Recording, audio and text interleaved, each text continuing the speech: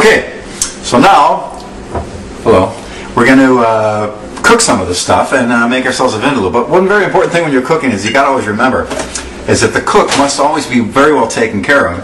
So for me personally, that means that, actually I found this wine, it's Talus, like my old band, but spelled differently. So I'll just say I love that sound, the magic sound. I'll just pour myself a little vino here, which will help me to concentrate on what I'm doing. Another magic sound.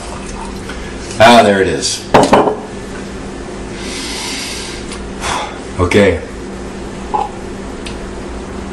Very nice. Now, normally you don't drink red wine with spicy food. I just flew an Air India flight to go over to Europe, and so I was reading the Indian magazines for the Indian people about India, and it happened to be an article specifically about that. You got to be careful what kind of red wine you drink with hot food because it normally doesn't go.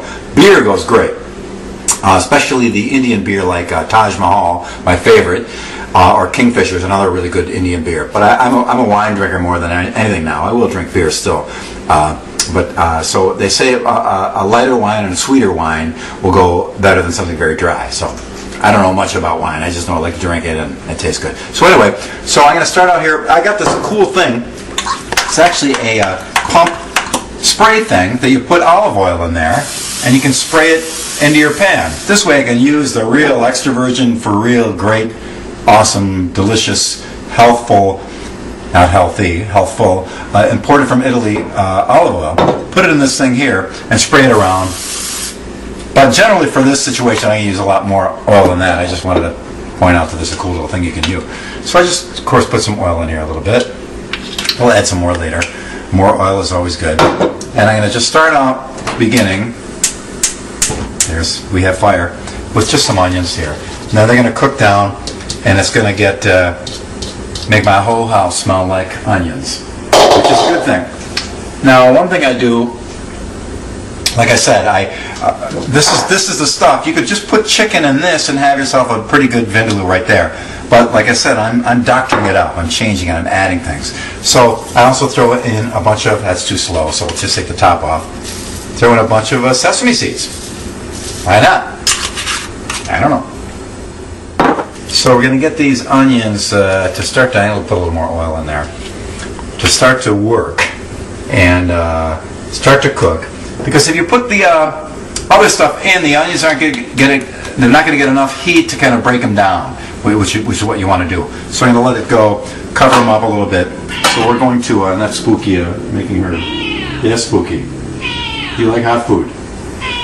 Speak to me. One more time. Come on again, you can do it.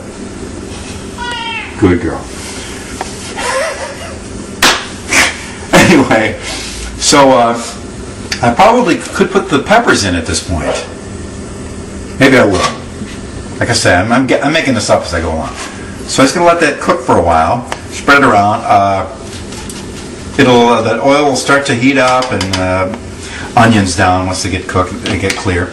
Then we're going to add the Patak's Vindaloo curry paste. And the tomatoes we'll put in later too because I don't want them too overcooked. And then we'll do the chicken. I've got some other things I'm going to add later, some ground turmeric. It's a very Indian kind of spice. A lot of medical research on turmeric now that it's really good for all kinds of crazy stuff. Some Madras curry powder. It's just a commercial curry powder you can get that has, it smells kind of Indian. Oh, it sure does. It smells like an Indian restaurant. You just open it up in there. So I'll be adding all this stuff together. We're going to work on the rice in a little while too. Try and time it so that it all gets cooked at the same time. That's always an important thing. So we're going to let that cook for a while here, and I'm going to have a glass of wine in the meantime. Kampai.